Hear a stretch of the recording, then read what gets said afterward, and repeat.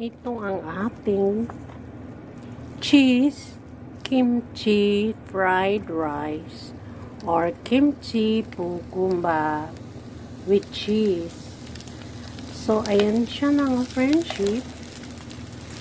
Very delicious with cheesy and a bit spicy.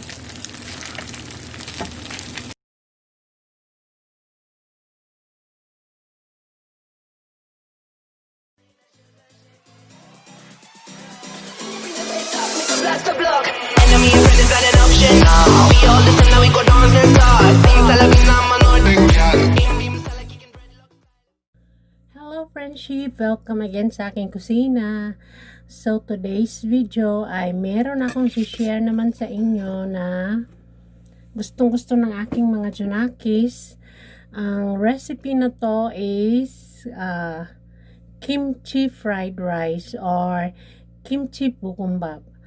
So, ang ating mga ingredients, mga beshi, mga friendship, sorry, syempre, kailangan natin ng kimchi. Tapos, itong paper paste or kutsukaro, nating natawag nila. We need also some garlic. Ito, minced garlic na siya, guys. Kasi, binibili namin yung mga tamad kasi. At saka, syempre, we need eggs. Syempre, kailangan natin ng cheese because we're cooking kimchi fried rice with cheese. Kimchi fried rice with cheese.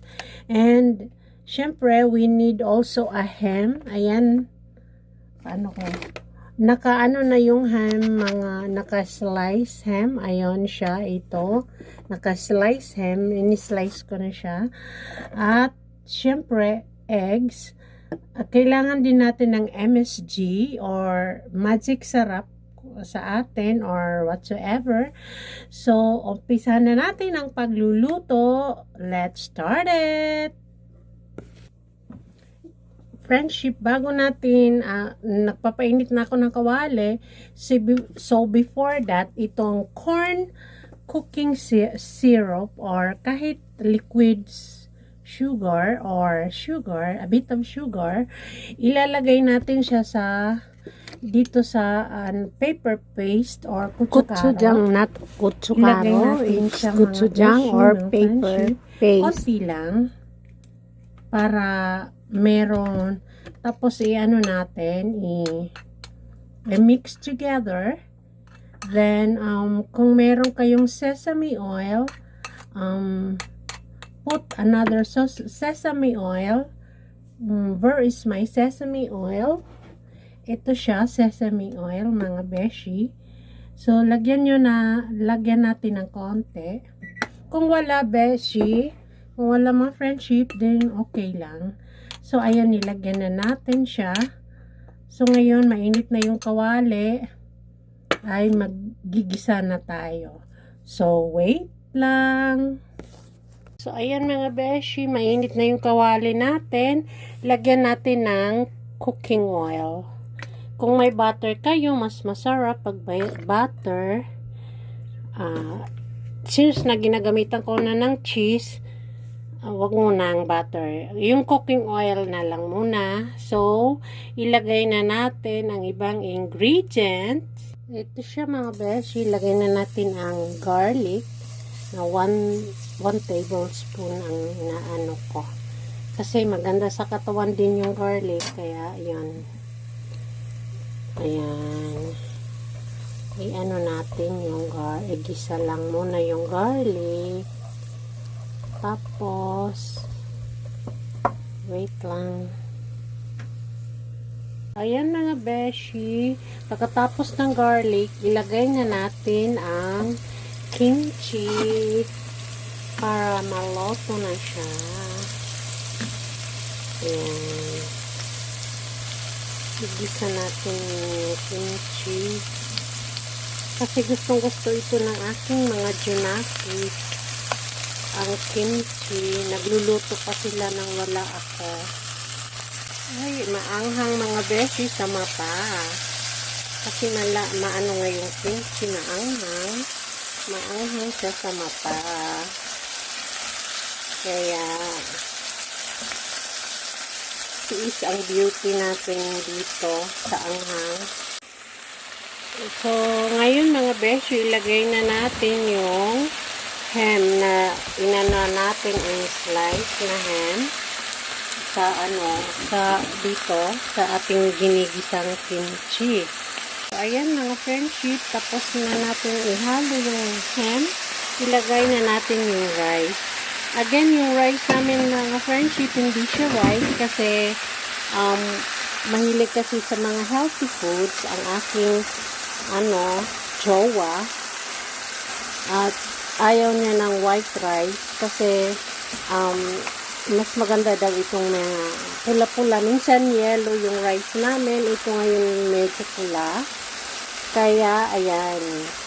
Huwag kayong magtangka sa rice namin. Kaya, ayan, isisa na natin ihalo-halo ang ating mga ingredients. So, ayan mga friendship, natin yung kanin. Ilagay naman natin ngayon ang egg. Ayan. 2 eggs ang gagamitin natin mga friendship. Ayan. Ayan. After ng eggs, ilagay na natin ang chili paste. Ayan. Yung gochujang, not gochujang. It's gochujang or paper paste. Natin. Mahirap.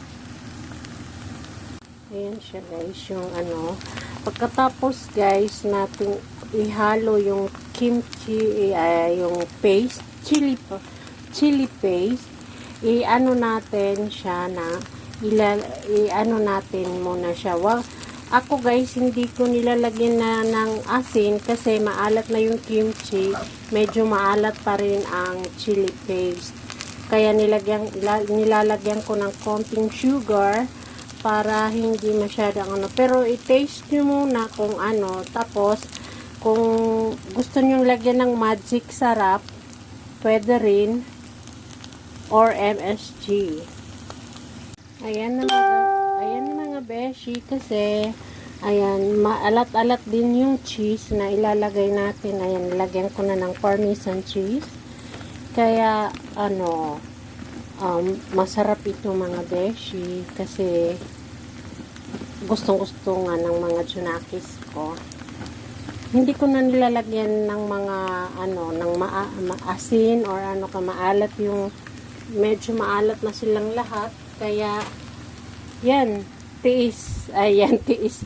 Yun ang inaano ko. Tunawin muna natin yung cheese, mga friendship. So, after a few minutes, mga beshi, luto na ang ating cheese fried rice kimchi.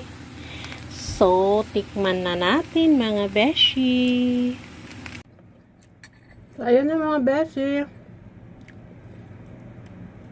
Nakikita nyo yung cheese ayan, yung cheese. Yan ang gusto ng mga junakis ko.